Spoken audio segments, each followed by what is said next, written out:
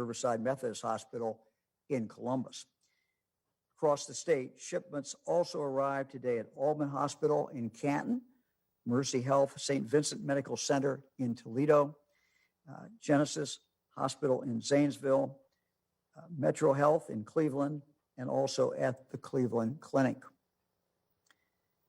Today, we'll have the opportunity to talk to some people who are receiving those shots and some people who are involved in administering the shots. We'll talk to some people from around the state.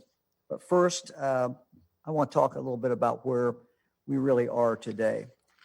Yesterday, the University of Cincinnati Medical Center and the Ohio State University Wexner Medical Center started vaccinating healthcare professionals involved in the care of COVID-19 patients. Vaccinations are continuing today at both of those hospitals. While supplies are limited right now, we have been told that we will continue to get vaccines throughout the rest of the month. And so these are the estimates that we will get. We won't know until we actually get them, but this is what we have been told. This week, we have received 98,475 doses from Pfizer.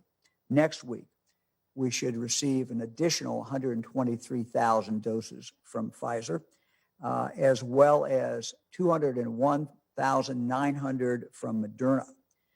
Combined, that means that by Christmas, Ohio should receive more than 420,000 vaccines. During the week of New Year's, we should receive an additional 148,000 Pfizer vaccines and an additional 89,000 doses of the Moderna vaccine. Certainly, all of that is very, very good news. So I mentioned this morning, Fran and I were able to visit the loading dock in Springfield at Mercy Hospital. One of the first individuals, we had the opportunity to talk to a moment ago, was Casey Gardner. She's a nurse in the Progressive Cardiac Care Unit. And Casey, are you ready to get your shot? So Casey's in Springfield, and we're ready to go, and we're going to watch her get her shot. All right, Casey. Hello. Are you ready? Yeah. Next stick.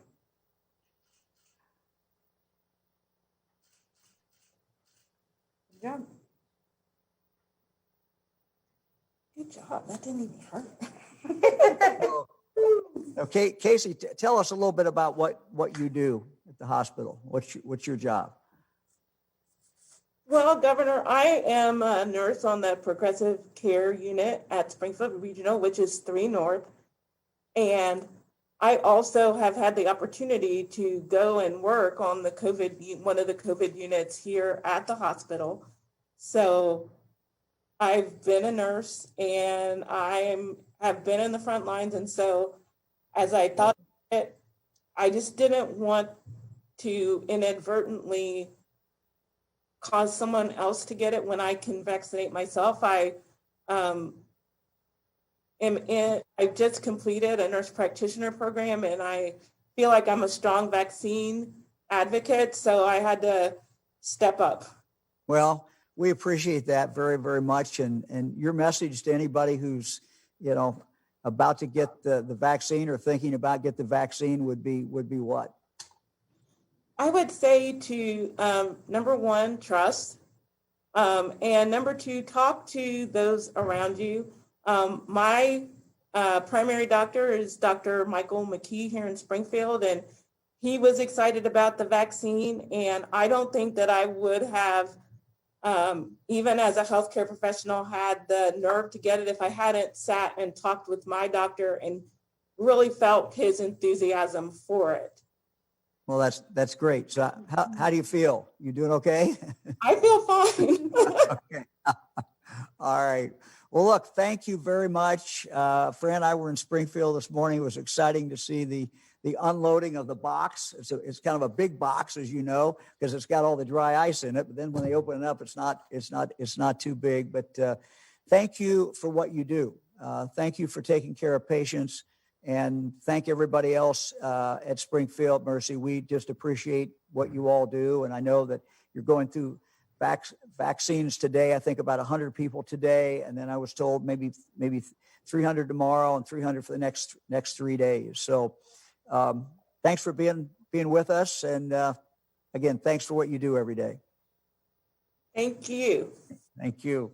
Thank you. And I want to thank you for your leadership in this endeavor. Thank you very much. Have a good day. We appreciate it. Thank you. Thank you.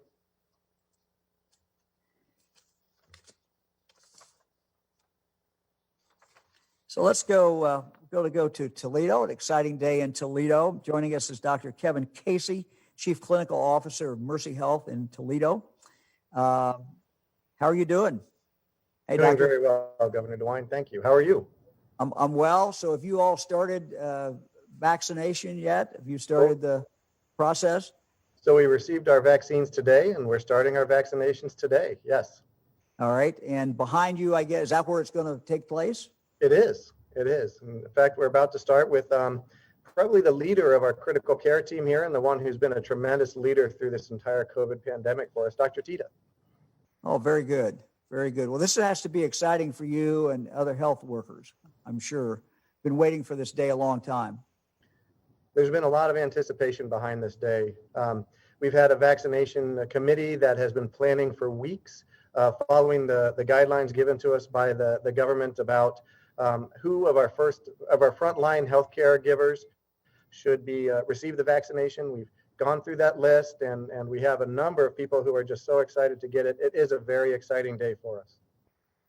Well, that's great. I was going to ask you what the mood is there, and I guess you said there's a sense of excitement and enthusiasm, so that's great. It's almost as if the race is about to start. We've been waiting for this gun to go off. We've been prepared for this for so long, and we're just all excited finally that the race has begun. So, this is, Doctor, this is the beginning. We know it's going to take a while to get to the average person out there. And maybe what is your message? This is a day of hope. Yesterday is a day of hope. We see our frontline health workers being able to get vaccinated, as well as we're going to start on Friday, our people in nursing homes. But kind of what would be your message as a doctor to people out there who are watching today? Sure. Thank you. As a good friend of mine shared with me a couple of days ago, this is just the beginning of the end. It is not the end. And it's great to be able to offer some level of protection to those healthcare heroes that have been caring for us through this entire pandemic. But we're not near the end yet. It's only the beginning of the end. And we need to continue to protect our healthcare givers. We need to continue to protect the people in our community. So I would ask that everybody continue to mask up, do the hygiene, the physical distancing, all those things that we've been doing for the past few months, so that we can keep each other safe and continue to provide that high quality and safe care that our community deserves. Well, we appreciate it. We wish you well today. How many people today, and then maybe how many tomorrow? Have you got that figured out? Well, people have it figured out. I just know we're going to do as many as we safely can every day that we can. Well, I like that. I like that attitude a lot. And I'm looking at turn around and tell me what I'm looking at back there. What you're seeing behind me is Dr. Jim Tita, our critical care physician. Again, the one who really has been the tip of the spear through the COVID pandemic for us here in Mercy Health Toledo. And there is no one more deserving to receive this vaccine today than him. I am so appreciative of his leadership and how he has brought the entire team together. Cannot say enough about the team we have had here caring for our people. So it looks like who's ever giving the vaccination is kind of going through the protocol back there. Yep, they're going through the list, answering all the questions, confirming who he is, doing all the things that we do before we give any vaccine or care for any patient of ours. And then when everything checks out and he's prepared, he will receive the vaccine. Okay, we're going to watch this then. We'll watch over your shoulder if that's okay.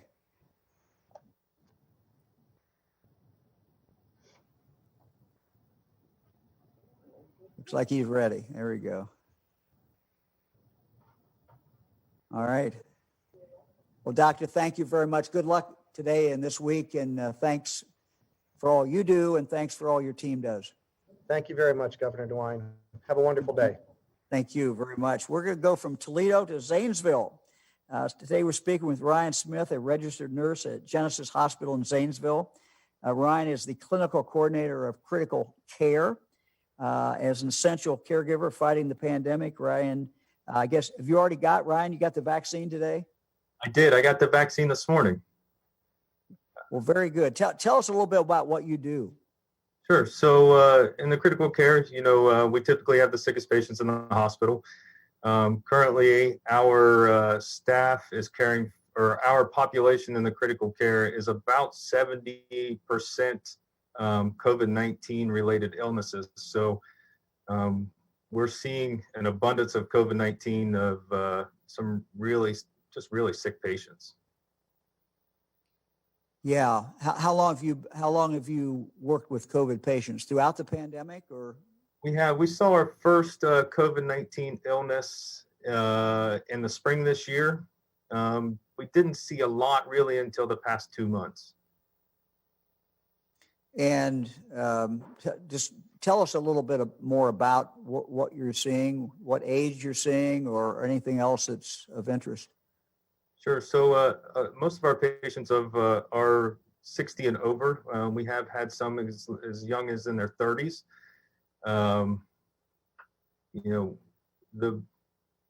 Really, that's about it. Yeah. Well, look, we wish you well. We want to thank you for what you do.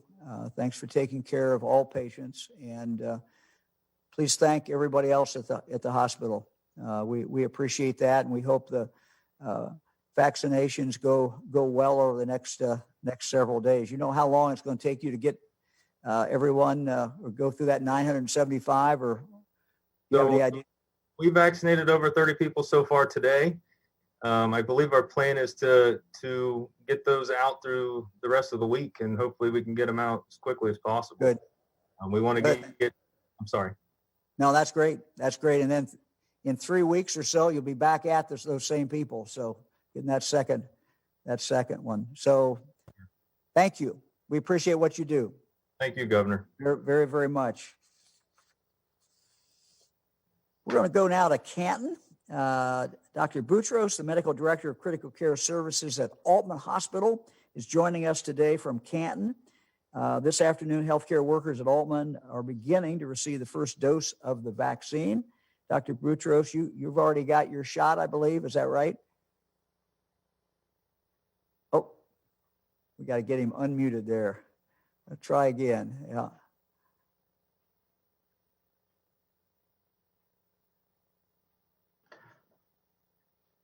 Yes, I just got my shot half an hour ago.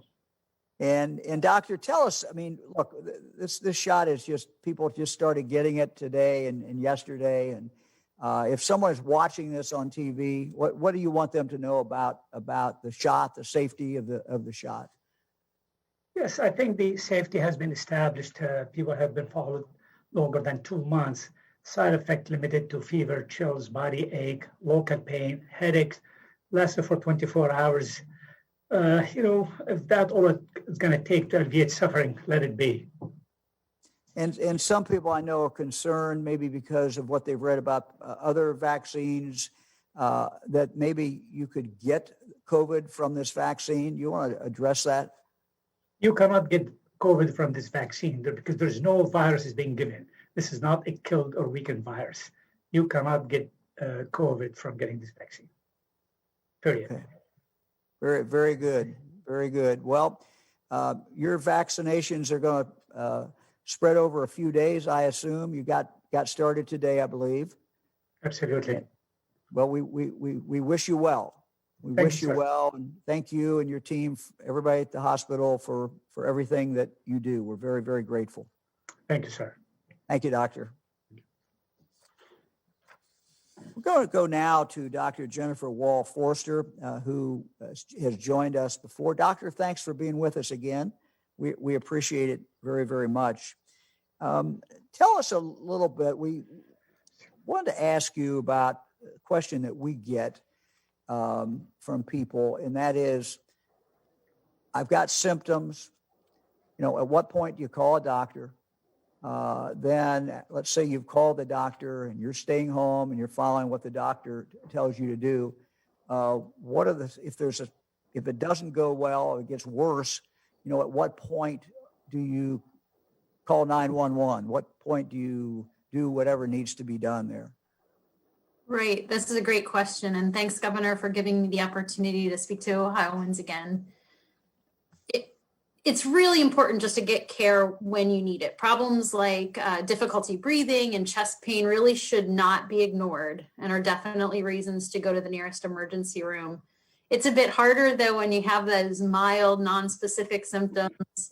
It's really hard to determine what you have and when to see a doctor. Now more than ever, though, especially as we kind of get into flu season and or we're in flu season, you really should talk to your doctor early so you can, A, make a difference in your own care, and B, also potentially decrease the spread of this or other viruses like the flu. And that's what we're here for as doctors.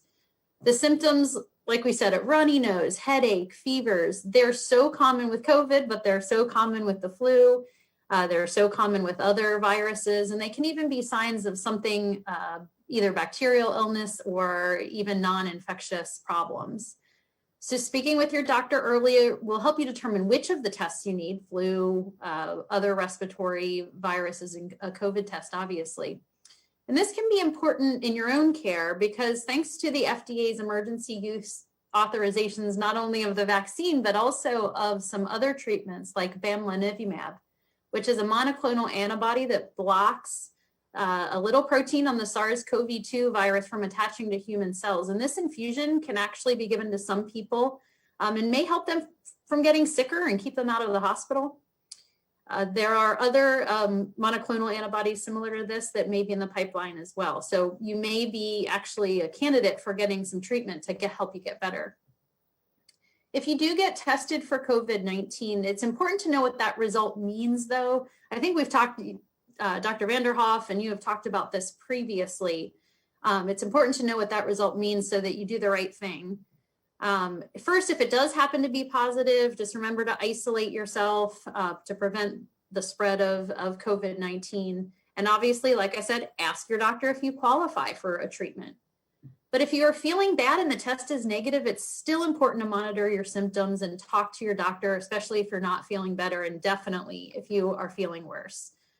Remember, the test could be a false negative. Maybe it wasn't the best sample. Maybe it was too early in your disease course that enough virus wasn't available for the test to pick it up. And so maybe you should be tested again. Maybe you should be tested for the flu. Perhaps you have, like we said, a bacterial infection or something else that we can have some treatments for. So just keep open lines of communication with your doctor. We're here to make sure you get through this.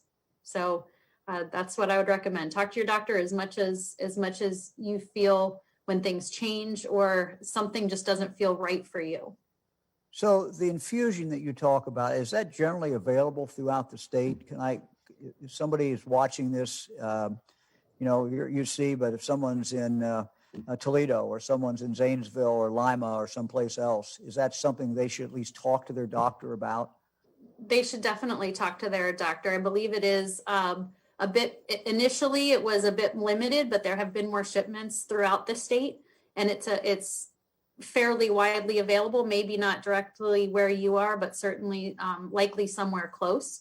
And it's an infusion. It takes about an hour. Honestly, generally well tolerated from what I've seen from patients getting it. And again, like I said, this can keep people from getting sicker and stay out of the hospital, which is good for everybody. Yeah, so that can potentially keep you out of the hospital, which is, no one wants to go to the hospital. They don't have to go to the hospital. So tell me again, though, let's say I've seen my doctor, I've got a test, I'm positive, I'm at home, and I'm going along for a while, and then something happens. And what should I look for? I mean, what should alarm me enough to maybe either call my doctor or to call 911? What's the alarm that goes off? Really, what we've seen for COVID-19 is really the difficulty breathing. That's really the symptom that is likely going to require some kind of care in the hospital. Sometimes this can also be chest pains. There are some things that can be associated with COVID-19 infections, like thrombotic events or clots that can happen in different parts of your body. And so those are important once you have COVID, that sometimes it might not be the virus itself causing worse symptoms, but something that the virus did to your immune system that caused it to react this way. And those are really important reasons to go to the hospital. I would also say things like leg swelling that's different from normal, those could be signs of clots in your legs, or even signs that your heart might not be pumping as great as it could. And we do know that COVID-19 can affect the heart. So those are really the big issues. And I would say if you don't feel like you can go through your normal activities of the day, and that you're unable to eat or drink or actually take care of yourself, which hopefully if you have someone at home that can help you with that, great. But if you can't, we're here to help you, because we want everybody to really make it through this. And tell us about, and you talk about breathing problems. Tell us about, the oxygen level. I know some people, because they have asthma, are familiar with oxygen level. They're familiar with, what's it called? They put it on your finger. Right, the pulse oximeter. Yeah. So let's say you've got one of those, or you got a loved one in a nursing home and they're checking on them. What level do you get nervous about? Right. So, honestly, around if you're normally around 99 to 100%, that's where most of us who aren't on oxygen, or even sometimes once you're on oxygen chronically for some of the medical problems, like you mentioned, some chronic lung diseases. If you are less than 95%, those are times where, we're concerned about something different going on. Now, sometimes people in their doctors may be monitoring that. And that if you go lower than your normal, you should talk to your physician if you're not sure what to do. But generally around, 95%, if you're normally 99 to 100%, that's a time to be pretty concerned. Okay. Well, we appreciate it very, very much. I forgot to give you a proper introduction, but Dr. Forrester, Associate Chief Medical Officer at UC Health, Associate Professor, Infectious Disease Doctor at UC College of Medicine. Doctor, thanks for being with us again. We appreciate it. Of course. Thank you. Thank you. We'll now go to the Lieutenant Governor, who will tell us a little bit about his trip to Riverside Hospital today. Thanks, Governor. Yeah, it was an exciting visit to the Ohio Health Riverside Methodist campus in Columbus. You see me there with the president of Riverside, Rob Sirsick, and then Dr. Joe Gestalto, who's the specialist in infectious diseases. He's been on the news conference before. You see that box there. It's I heard it described as a cardboard box full of hope today, because it's it was pretty special. You could see the excitement among the people who are there in the Riverside community. I've heard it described that what's inside of there is life-saving, that there are going to be people whose lives are saved as a result of that.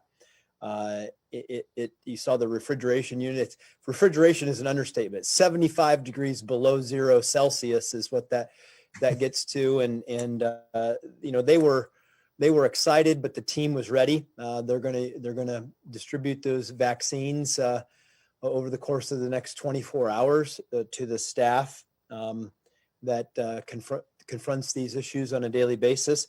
And another important part about this delivery is that half of the delivery is going to go to the Ohio Health Oblessness Hospital in Athens, which is the only pre-positioned site in Southeast Ohio. So they are positioning those vaccines in Southeast Ohio to help the communities down there and the healthcare workers there.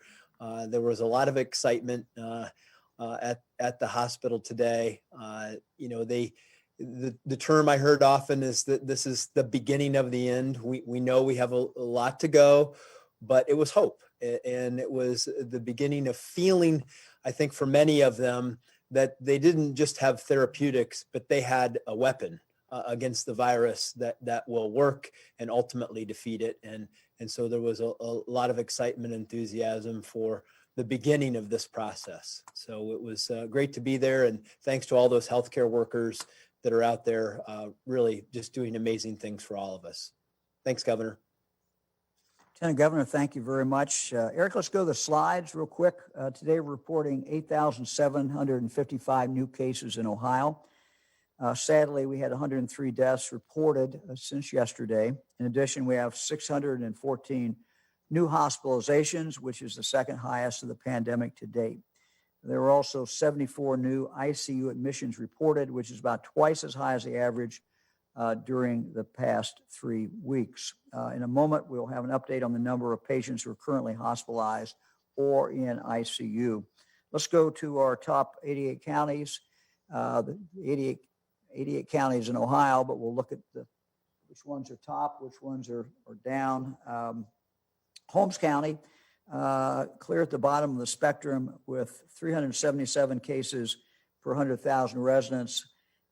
Even though it is the lowest county in the state as far as spread, they are still almost 4 times what the CDC says is high incidence. So it's high every place. We currently have 29 counties with a case rate above 1,000, which is 10 times higher than the CDC's threshold for high incidence.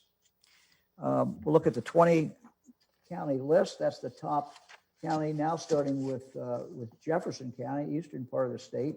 And you can see these counties are now really kind of just spread out at our top counties geographically all over Ohio. We'll look at the hospitalizations. Certainly a lot of reason to be optimistic because of the vaccine. We have our work cut out for us, though, to slow the spread of the virus until enough of our fellow Ohioans can get vaccinated. We must continue to try to do everything we can to prevent overwhelming the hospitals. The data today tells us that Ohioans are being hospitalized at record numbers.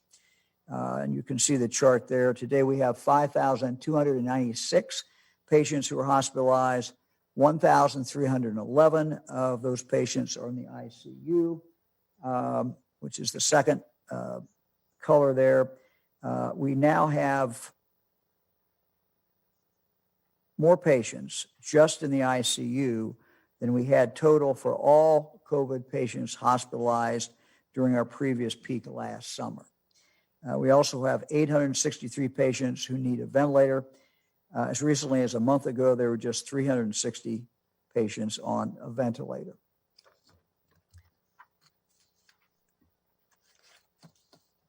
Next week, we expect our local health departments to begin receiving vaccines. Today, we are sending them additional guidance on who should be prioritized and where they should start the vaccination process.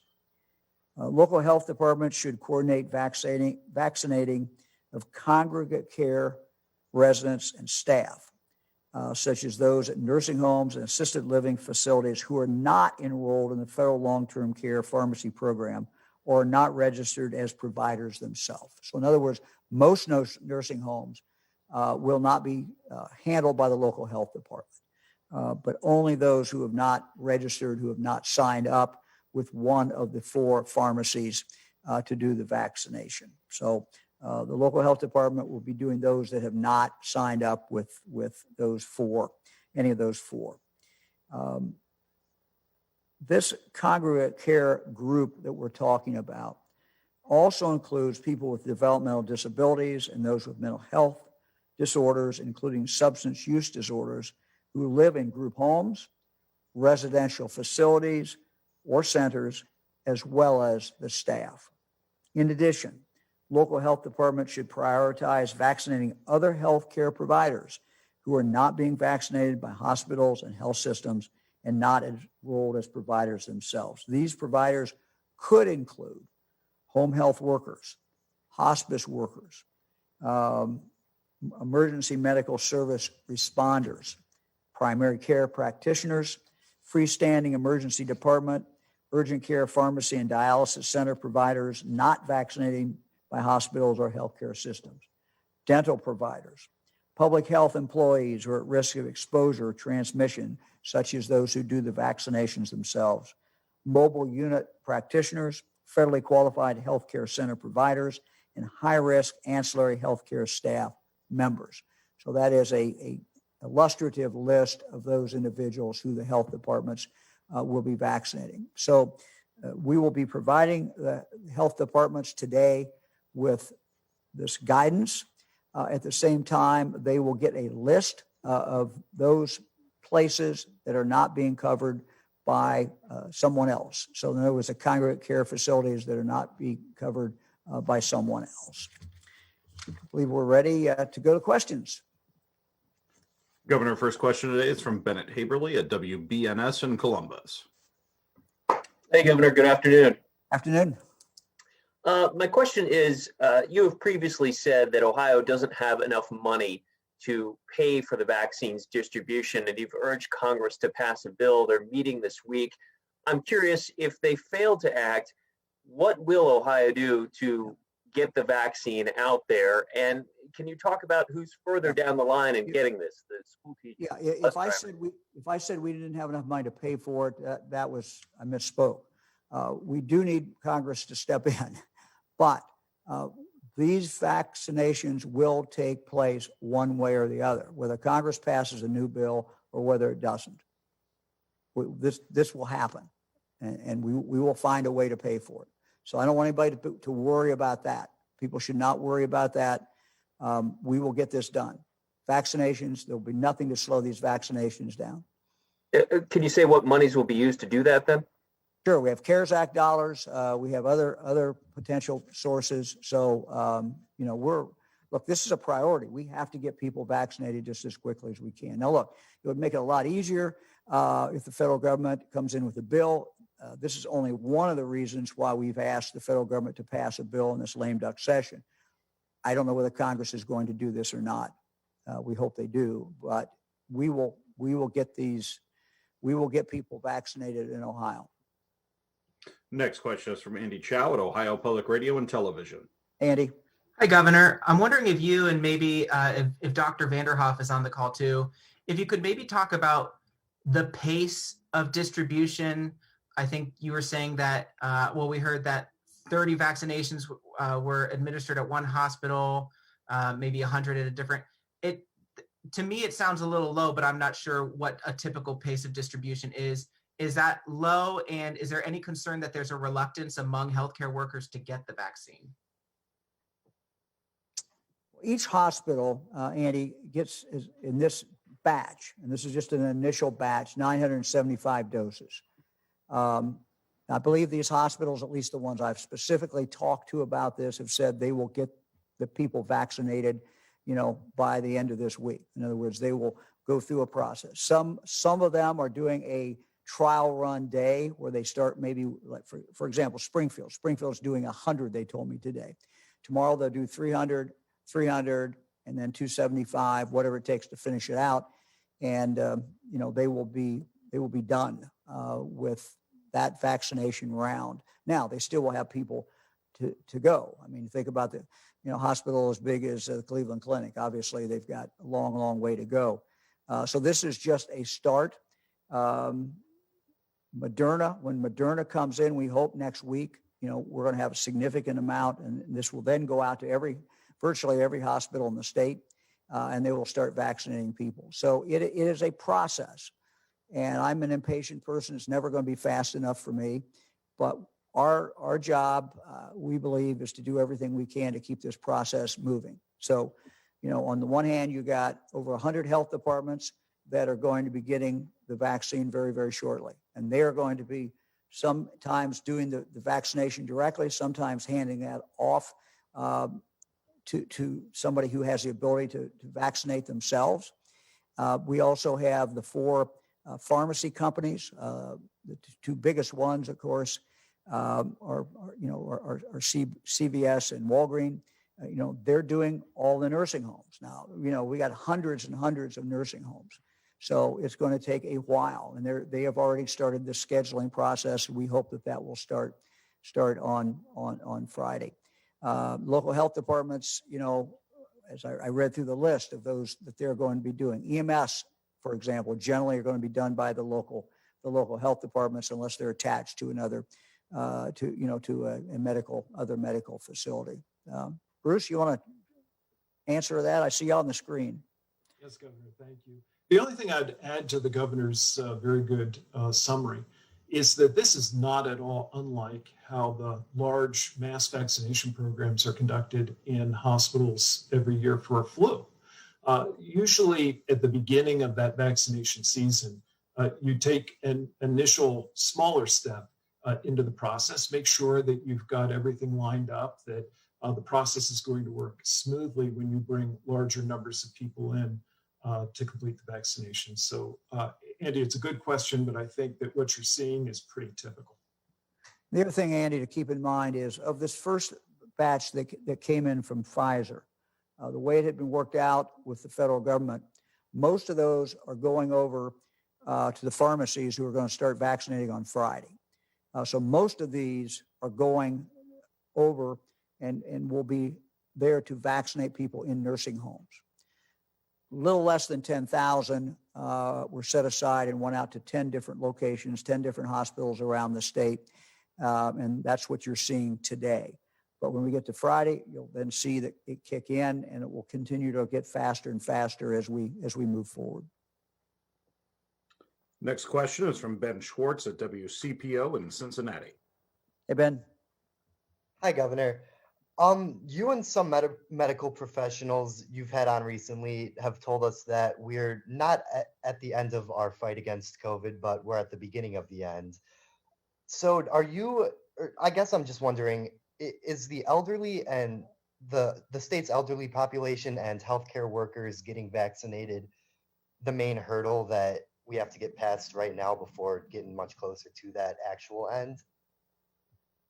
Well, Ben, I think it's a continuing process, frankly. I mean, we look at the people in nursing homes. We know over half the people who have died have come out of nursing homes. So we know that we need to get that group protected just as quickly as we can. We also know we need to protect the frontline health workers so they can continue their great work and so we can protect them.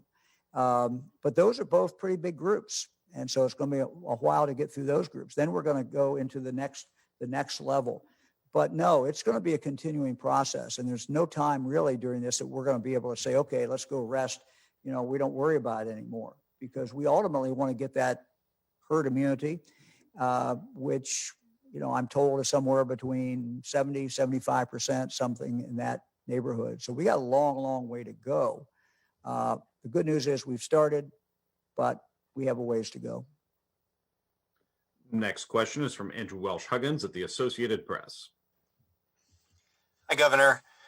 I was hoping to ask you real quick in honor of Lame Duck Session, if I could actually ask you to look ahead real briefly to the next General Assembly, and two-part question. Are there any COVID-related priority bills that, weren't around this year that you would hope the legislature might take up? And then similarly with the state budget proposal coming up, any chance you could just outline generally what spending priorities you might be looking for in that budget proposal, again, in terms of fighting the coronavirus? It's going to be very important for us to continue to shore up our health department and the 113 health departments around the state. Some of this we can do with CARES Act dollars. Some of this is going to be more long-term structural challenges, but that certainly is a priority. And if you talk, your question, I think, was just focused on COVID. We have other priorities out there. But as far as COVID, making sure that we are able to battle the COVID, making sure our local health departments, those who are literally at the front line in every community, making sure they have the resources, making sure we have the resources, making sure we have the technology. So all of those things are very important. We have a health department and a health system, public health system that's been neglected for too long. And, one of the lessons from this pandemic is we cannot continue that. We have to pay attention. Those would be things that we're certainly going to be looking at in the next session as far as COVID. Another thing that's certainly going to be a priority, and let me just say the legislature has been great to work with in regard to prioritizing where money goes. to deal with the COVID problem, whether it is helping with small business or whether it's helping in tracing, whether it's helping in making sure the money is there in regard to the testing. We've worked with them. All the dollars that have flowed through the controlling board obviously go. That's legislators who are on the controlling board, and so it's been a good working relationship, and that will continue into next year. We're going to have the need to continue to, run those dollars through the controlling board and get them out and to fight this virus. Next question is from Jackie Borchard at the Cincinnati Enquirer. Jackie. Governor, there was a disturbing story in the Cleveland Jewish News last week of a long-term care facility in Beechwood where the staff was allegedly falsifying COVID test results so that staff members who were infected could come into work. How is this allowed to happen, and how is the state making sure long-term care facilities are following the procedures that are in place that are supposed to protect these residents? Well, it's the first I've heard of that. My team may know about it, and they may be working on it. So I will check that out, and we will report back. I mean, if that is true, that would be totally outrageous. That would be wrong, and but we'll check it out. Next question is from David Winter at WKRC in Cincinnati. Hi, Governor. Are you able to hear me okay? I can indeed. I can see you too. Okay. All right. Should have removed my glasses then. Hey, real quick, where do things stand in reference to inmate populations and those that are administering them, so the staff at jails and prisons? What are the state's recommendations for when the people who are incarcerated are going to get vaccinated? Yeah, that decision has not been made yet. We have focused on 1A group, which is a pretty big group. I think with 1A, there's a real consensus that our healthcare workers, particularly those who are dealing with COVID patients, but our healthcare workers and the people who live in congregate care settings, who are the most vulnerable, that these are the two first groups that should get the vaccine.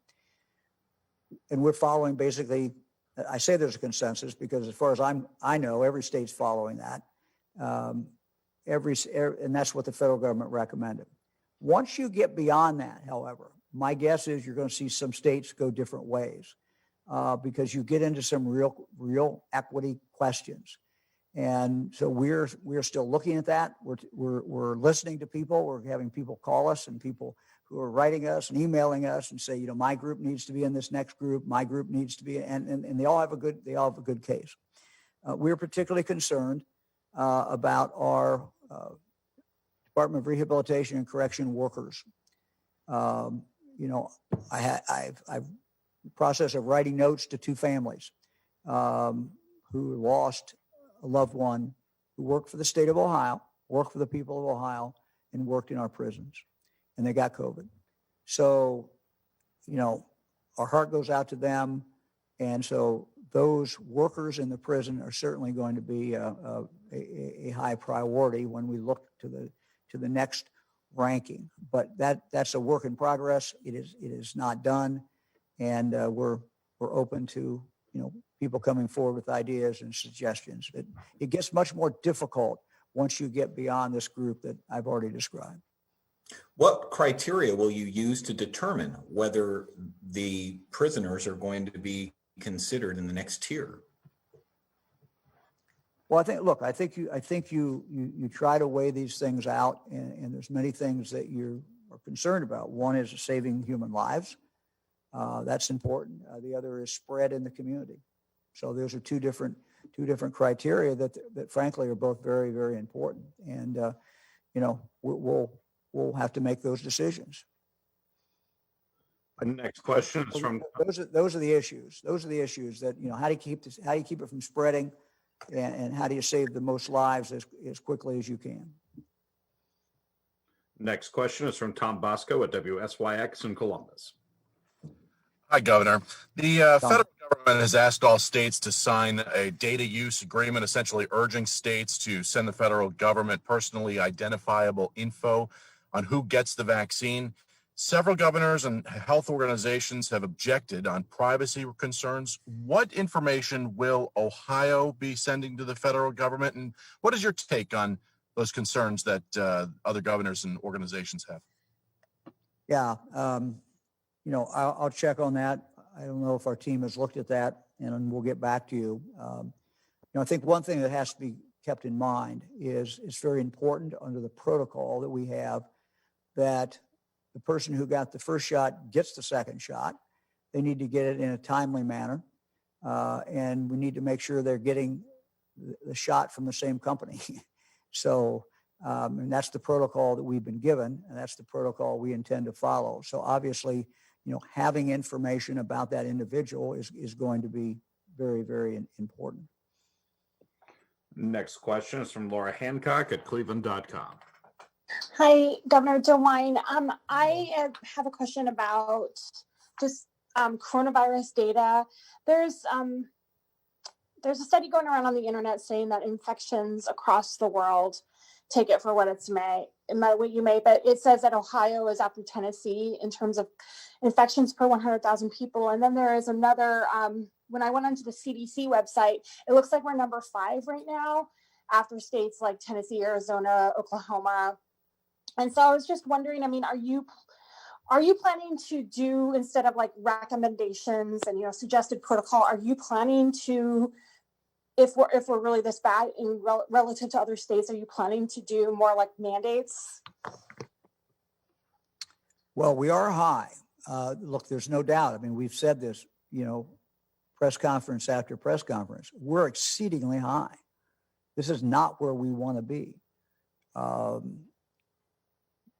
Again, we have put out the protocols, and if we can get people to follow the protocols, and look, Ohioans beat this back twice before, but we're in a worse position today, frankly. We're in a worse position than we have ever been in regard to this virus. So, the next few days are absolutely critical. We saw a little downturn in cases today, but, it's still, even if it stayed at that number that we showed you today, it's still much too high. It's still an exceedingly high number. So, we're very concerned about it, deeply concerned. Next question is from Alex Ebert at Bloomberg. Thanks for having us, Governor. When it comes to these vaccinations, we're really interested in tracking them across the country and seeing especially what kind of demographics data we can find. Initially when Ohio was responding to the coronavirus, we were noticing a differential in the infections between people of color and those that were white in Ohio, and higher infections of people of color. Is the state going to be producing data that shows the vaccinations per demographic groups, ages, yes, race, that sort of thing? And how are we going to be able to see that? How will you guys make that available to us? Yeah, we're going to put it up. It's going to be a dashboard. We showed yesterday kind of a mock-up of the dashboard. It's going to look like what you saw on the screen yesterday. We don't have it up yet, but you'll be able to break it down by county. You'll be able to break it down by race. You will be able to see what percentage of the African-American population, what percentage of the Hispanic population of the state at any one time has gotten the shot. And so you'll be able to compare that. You can see how many people who are white, what percentage of that population has gotten the shot, African-American, Hispanic, and on and on. So yeah, you'll be able to look. It's very transparent. And, we'll look at it. And, if we see that there's a discrepancy there or disparity, we will be able to act on that. And that's, Governor, it's important for us to watch that. Governor, could I just add, because there's been a couple of questions about this, that we will protect people's privacy. We want people to get access to the vaccine. We'll try to make information available, but the individual, the person's privacy will be protected. We have an obligation to do that because we know that will encourage people to get the vaccination, which is a goal we have. Next question is from Jordan Laird at the Dayton Daily News. Afternoon, Governor. Afternoon. A lot of Americans and Ohioans have indicated they are skeptical of the coronavirus vaccine and reluctant or outright refuse to get one. How does the state plan to address vaccine skepticism, especially in Ohio's minority communities that have some legitimate historical concerns about healthcare? Yes, absolutely they do. Legitimate historical concerns.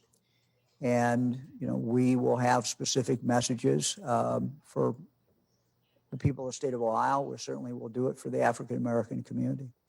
So we'll be showing you some of those things in the days ahead.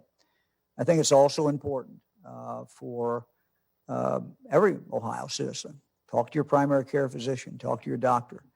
They're the ones that I would say that you should listen to. I think also in the days ahead, people are going to be watching on TV. They're going to be watching the FDA people. They're going to be watching health experts in regard to this vaccine. They're also seeing today, as they saw yesterday, healthcare workers who are getting vaccinated. And I think the more people get vaccinated, the more comfortable everyone else is going to be to get vaccinated. But yes, it's certainly something that we are focused on. Next question is from Marty Schlayton at the Ohio Capitol Journal. Hi, Governor. Hey, Marty. So obviously we've got 2 effective vaccines that are coming out. Have you heard anything from the feds about whether production of these vaccines can be scaled up, since we know they work? Or is the reason that so many are coming out the door now was a lot were pre-produced pre-approval? Yeah, Marty, I don't think we've got a clear answer on that. We believe that it's going to be a steady stream, and we hope that we're going to see additional companies come in so that we're going to have more than 2 streams coming in. We'll have 3 and 4. We don't know that. So we hope that this will continue to grow, but I don't have a crystal ball, and so I can't really, nor have really we've been told specifically where this goes beyond the first 2 months. The first 2 months, we've been given some indication, roughly 660,000 per month. But beyond that, that's about all I can say. That's all I know. Next question is from Trevor Peters at WXIX in Cincinnati. Hi, Governor.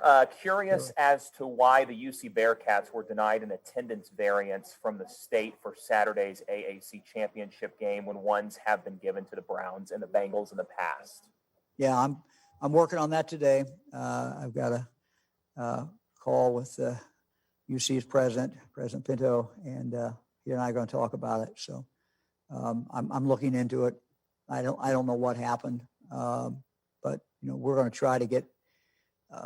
We worry about the safety. We also try to be equitable. The goal is to put people in a stadium where they can be safe, far enough distance apart.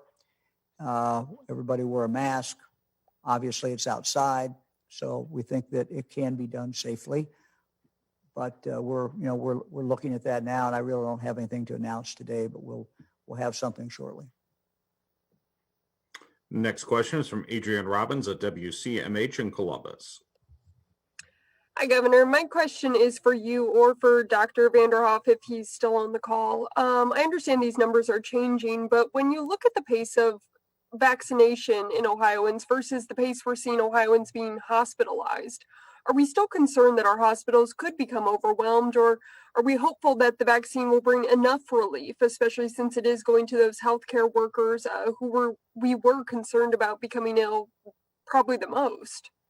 Well, I'll take a shot at it first, and then I'll turn it over to the doctor. But look, we got to deal with this ourselves.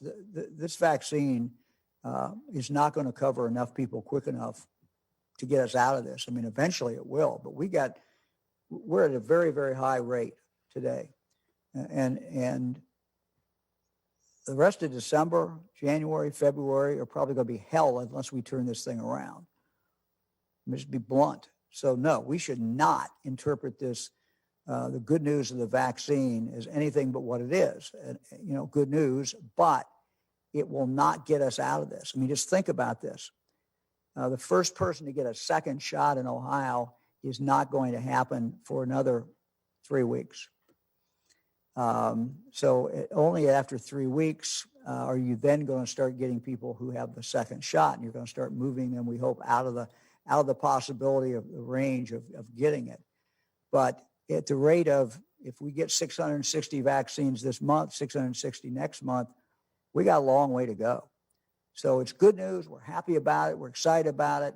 But this is not going to get us out of this. We have to take ourselves out of this. Doctor? Thank you, Governor. I'd agree with you. Look, here's how I'd characterize it. This is, in fact, history in the making. Never before have 2 effective vaccines with such an incredible safety profile been developed and delivered so quickly. I mean, scientifically, this is not unlike some of the milestones in the space program. So it's a moment we can be very proud of. But the arrival of the vaccine is signaling to us that we're being able to pivot from just being able to play defense to now having both an offensive and a defensive game. But we can't stop playing defense, wearing our masks, keeping our distance, if we want to win this game, because you're absolutely right. It's going to take a while before we vaccinate enough people in Ohio that we can even begin thinking that way. Today, we have to continue to focus on the important mitigation steps that we've been talking about now for a very long time. Because if we don't, our hospitals will get overwhelmed. Governor, next question is the last question for today, and it belongs to Shane Stegmiller at Hannah News Service. Good afternoon, Governor. How are you doing today? I wanted to ask about Senate Bill 311, which you vetoed. Have you been discussing with the legislature possible compromise so they don't go and override that veto, possibly maybe removing criminal penalties for violating certain health orders or some kind of negotiation? Well, I have learned a long time ago that when you get down to the wire on discussions, it's probably better not to do it in public. And so I'm going to duck that question openly and not answer it. We're in discussions, and we want to come out of this with a health department that is not crippled, not hurt. And I've made my position very clear, and my position is not changed. So we thank you all very, very much. And I know yesterday I said we'd see you Thursday, and now we're back today. But barring something unforeseen, we'll be back here at 2:00 on Thursday. Thank you very much.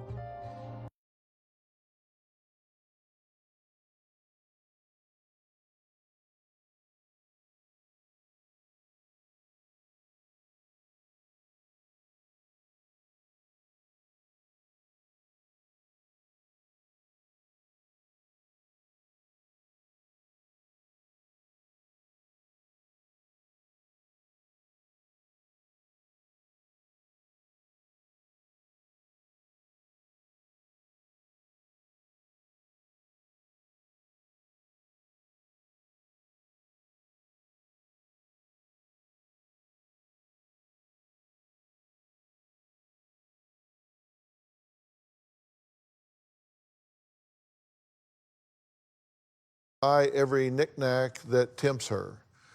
Now, that's why her phone and apartment are completely jam full of stuff that she can't even find. She says that her good friend Austin is supportive as she deals with her OCD and hoarding disorder. Here's what Austin has to say from his point of view. I met Melanie in 2014 and we went on a couple of dates.